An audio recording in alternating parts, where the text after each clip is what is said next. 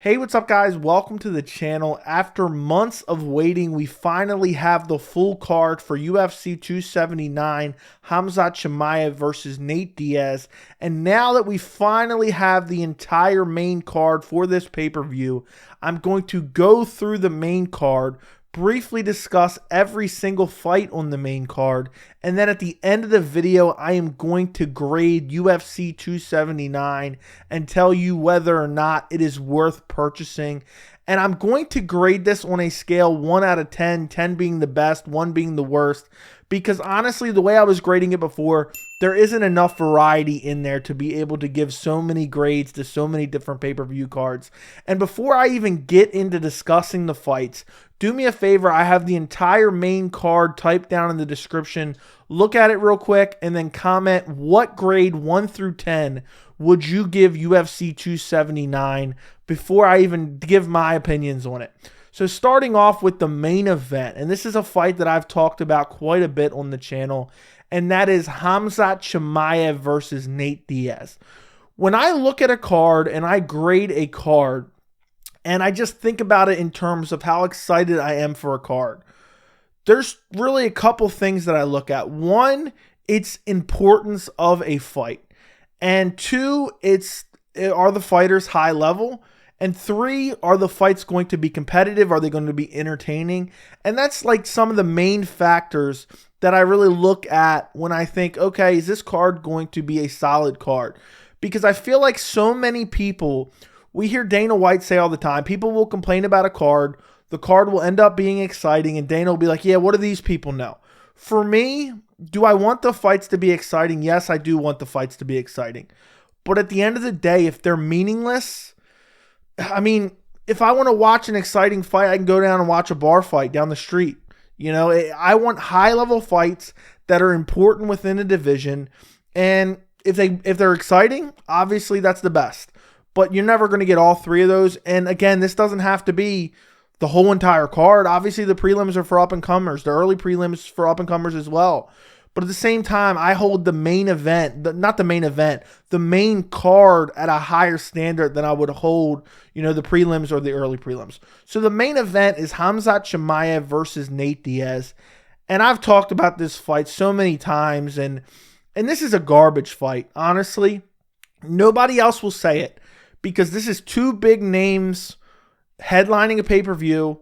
The media is going to eat it up because they're going to get lots of clicks, talking about the fight card and, doing Nate Diaz interviews and Khamzat Chimaev interviews, and just they're happy to eat this up. Then there's fans who love Khamzat Chimaev and can't wait to see him fight, who are going to eat this up as well.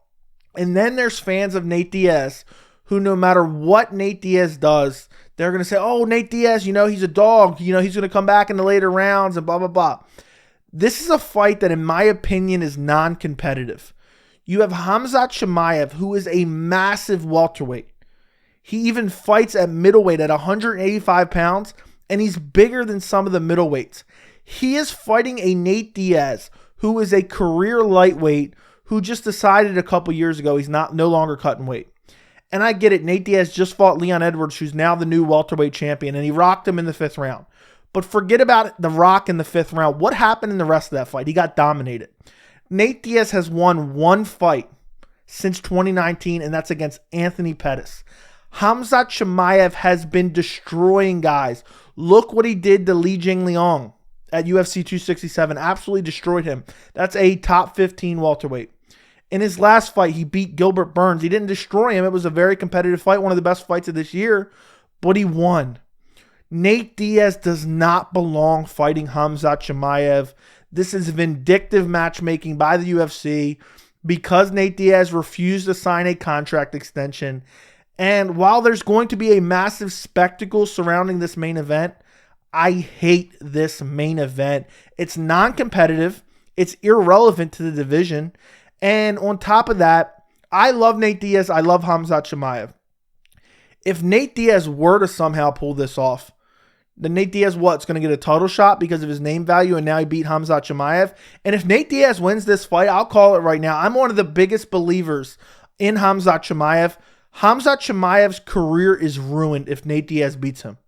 That's how, wild this matchup is. Because Nate Diaz is on his way out the door. If Khamzat Chimaev can't beat him, all hype is lost. All hype is lost. So I hate this main event. If they were going to do this fight, they should have done it as a co-main event. I talk about it more in depth in some other videos. I'll link them down in the description if you want to check those out after this. Moving on to the co-main event, Jingliang versus Tony Ferguson at welterweight. This is another fight. This is a fight that was just recently added, I believe last week. So we're less than 3 weeks out, and they're adding Jingliang versus Tony Ferguson. 3 weeks notice? That's the first red flag. I hate that. I absolutely hate that. This isn't a terrible fight. I'm not a big fan of the matchup, but this isn't a terrible fight. But 3 weeks notice for both guys, I hate short notice fights. The UFC's just throwing 2 short notice fights. We're going to talk about the other one here in a minute on a card just because they need to fill it out. Well, why didn't they worry about this a month or 2 ago? And I hope maybe Tony Ferguson and Jingliang knew they were going to fight on this card. It was a matter of negotiations or whatever. And that's why it finally was announced less than 3 weeks out from the event. Because I hate that. As far as a matchup goes, I'm not a massive fan. There's plenty of other matchups I would have preferred to see for Tony Ferguson. Jingliang not being one of them. I really believe, you have Jingliang who's coming off that big win against Muslim Salihov. And you have Tony Ferguson, who's on a losing streak, I believe a 4-fight losing streak, and he just got punted KO by Michael Chandler not that long ago, UFC 274. So I think Tony Ferguson should have had a longer layoff. And coming back against a massive power puncher like Jingliang, I'm not a huge fan of. Now, as far as style-wise, I think this is a fun fight. Tony Ferguson's never in a boring fight. Jingliang's a massive KO puncher. So I think it should be fun. And there is some big stakes on the line, and it is relevant in the division. I don't think Tony Ferguson's ever going to make a run at the title at 170 pounds. But, it's relevant. Jingliang's a top 15 ranked guy. Maybe if Tony Ferguson goes out there and beats him, Tony Ferguson's ranked at welterweight. And maybe Tony Ferguson can revitalize his career in his advanced age with a win over him. But at the end of the day, I still don't think this is a co-main event.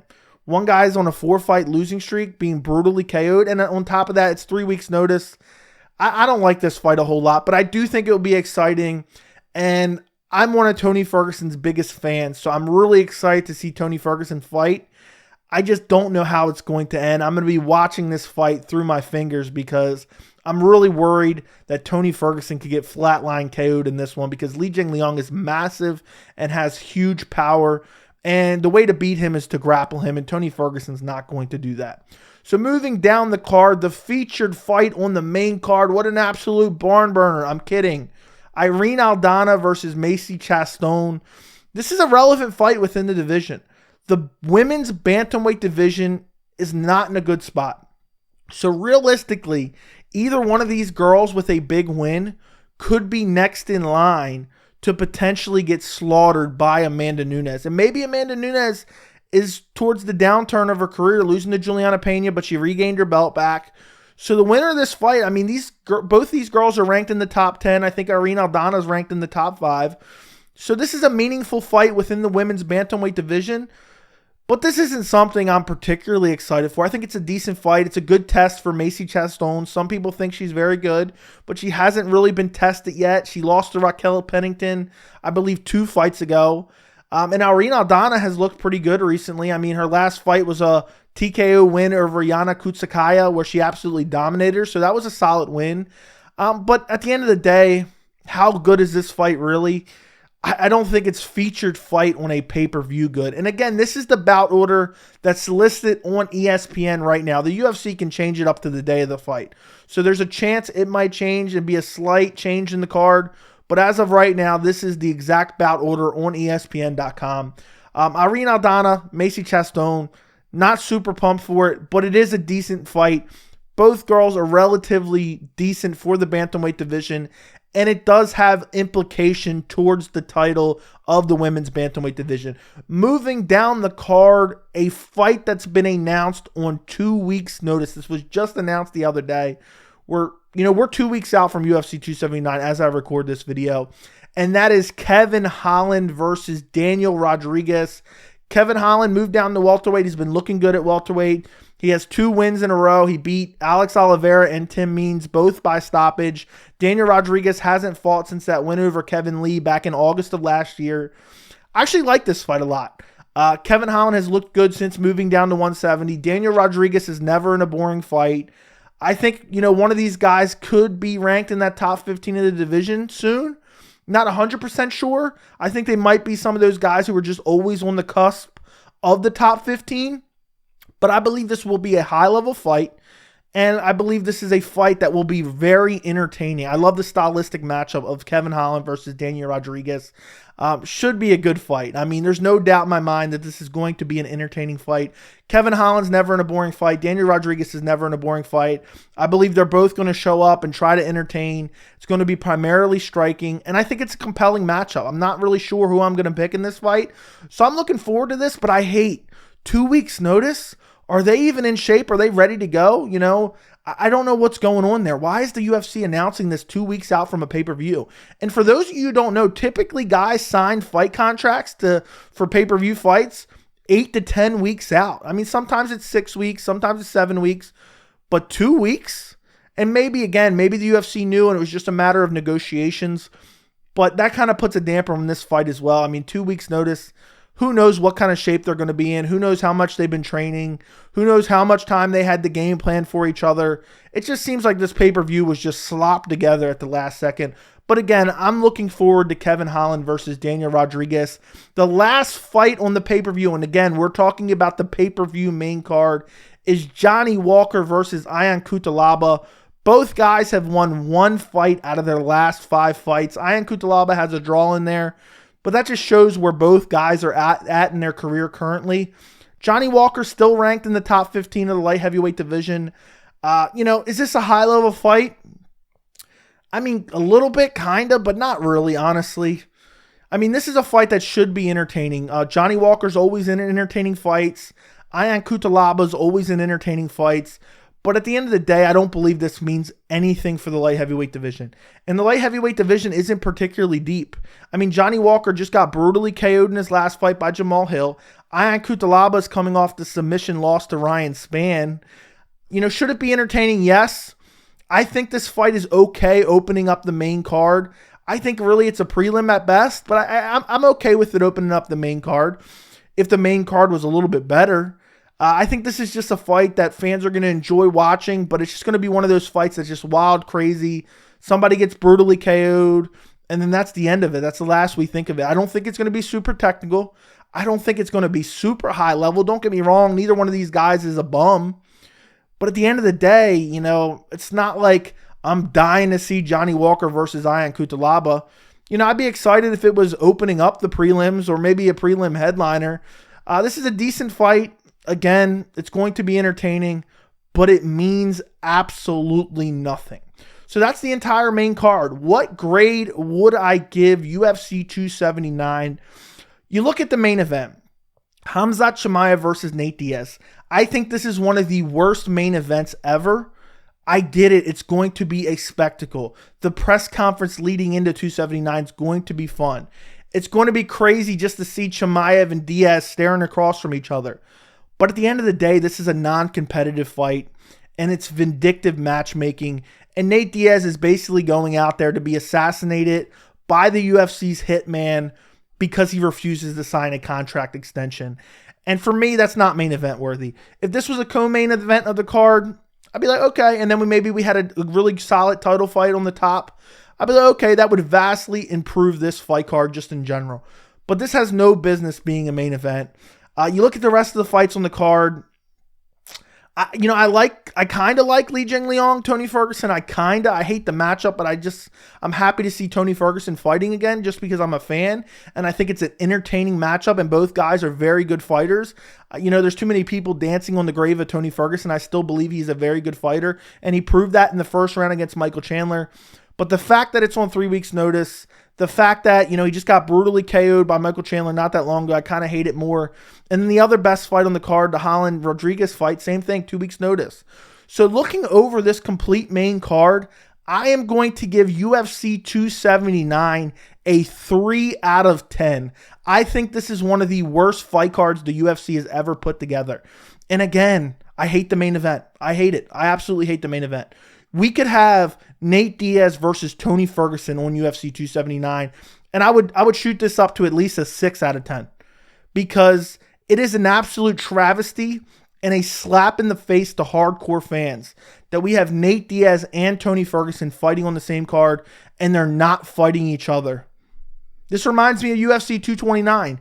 We had Khabib Nurmagomedov and Tony Ferguson fighting on the same card but not each other. And that's a little bit different because at least we had a massive main event in Khabib Nurmagomedov versus Conor McGregor, which was a huge fight and it was the right fight to make at the time and it was a competitive fight, on paper going into it. But, the fact that we have Nate Diaz and Tony Ferguson on the same card and they're not fighting each other, 3 out of 10 for this card. And I think this is one of the worst fight cards the UFC has ever put together. I think it was slopped together at the last second. I think a lot of these guys haven't had full training camps, so they can't fight to the best of their ability. And I feel like, we're going to see some losses. Let's say Kevin Holland gets chinned. He's going to say, well, you know what? I took this fight on 2 weeks' notice. The fighters should never be put in that position.